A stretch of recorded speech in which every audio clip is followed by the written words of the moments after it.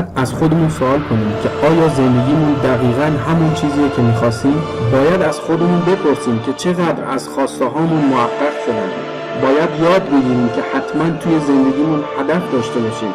هدف و خواسته های واضح و مشخص.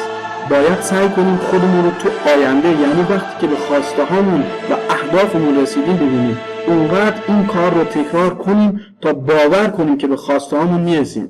ما برای رسیدن به اهدافمون نیاز نیست کارهای عجیب و غریب یا خیلی بزرگ انجام بدیم. فقط کافیه که قدم‌های کوچیک ولی متوالی رو برداریم. یادت باشه که باید بزرگ فکر کنیم ولی کوچیک شروع کنیم. قدم‌های کوچیک تو رو به هر خواسته میرسونه. تنها کسی که میتونه جلو تو رو بگیره خودت هستی. هیچ دشمنی بیرون از تو وجود نداره. تنها کسی که میتونه بهت کمک کنه خودت هستی. هیچ دوستی بیرون از تو وجود نداره. همه چیزهایی که تو برای رسیدن به اهدافت میخوای همین الان پیشته. تو همه اون چی که نیاز داری رو همین الان داری. پس منتظر نباش. هیچ وقت منتظر نباش تا همه شرایط مهیا بشه و بعد حرکت کنی، چون هیچ وقت این اتفاق نمیفته. اگر حرکت کنی همه چی خوب و عالی میشه. اگر حرکت کنی شرایط فراهم میشه. باور کن، از همین امروز شروع کن. روزی 1 صفحه کتاب بخون، روزی 30 دقیقه پیاده روی کن، روزی 20 دقیقه مناجات کن. یادت باشه هیچ کس کامل نیست. تو همین الان هم خیلی خوبی. تو همین الان هم فوق‌العاده‌ای. تو همین الان هم بهترینی. خودت هم میدونی اگه تا به حال با ایمان حرکت میکردی خیلی چیزها رو به دست میآوردی، چیزهای فوق‌العاده‌ای رو به دست میآوردی، ولی همش دنبال بهانه توجیه بودی. اگر حرکت میکردی، اگر گام‌های کوچیک ولی متوالی رو برمی‌داشتی، تا حالا شاید یک کتاب خوب مینوشتی، تا حالا شاید یک آهنگ خوب ساخته بودی، یک تخصص خوب به دست آورده بودی. خیلی از افراد ایمانشون رو از دست دادن. اینها حرکت نمی‌کنن.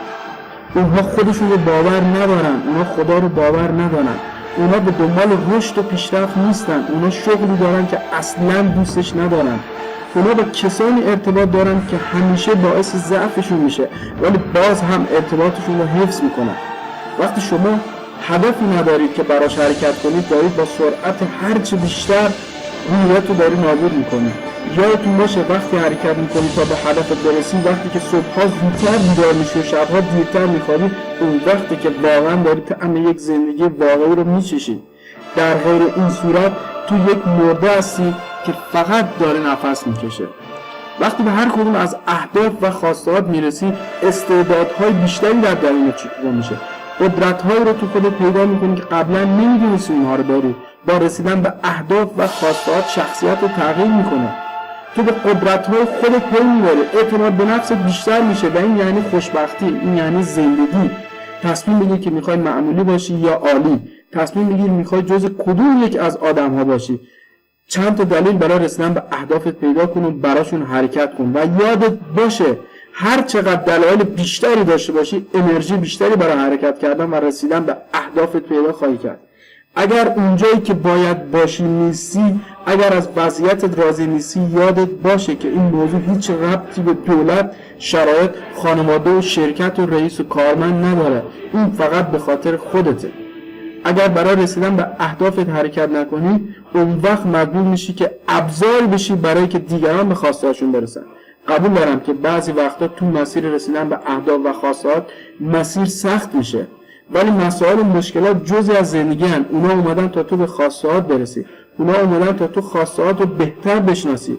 سختی دوستتن، رنج‌ها دوستتن. اگر به گذشته نگاه کنی متوجه میشی که بزرگترین پیشرفت‌ها و موفقیت‌ها موقعی به وجود اومدن که با تمام وجود به مشکل و رنج برخورد کردی. اون نقاط عطف تو شدن. رنج‌ها باعث پیشرفت و حرکت تو شدن. اگر همیشه همه چی بر وفق مرادتون باشه، تو هیچ وقت حرکت نمی‌کنی.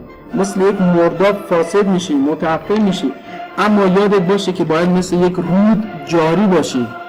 جاری باش و حرکت کن. به سنگ‌ها و موانع سر راهت برخورد کن. زخمی بشو اما ناامید نشو. خسته بشو اما نشین گریه کن. افسرده نشو. عصبانی بشو اما توی خشم باقی نمون و باز حرکت کن. نفر آخر شدن خیلی راحته.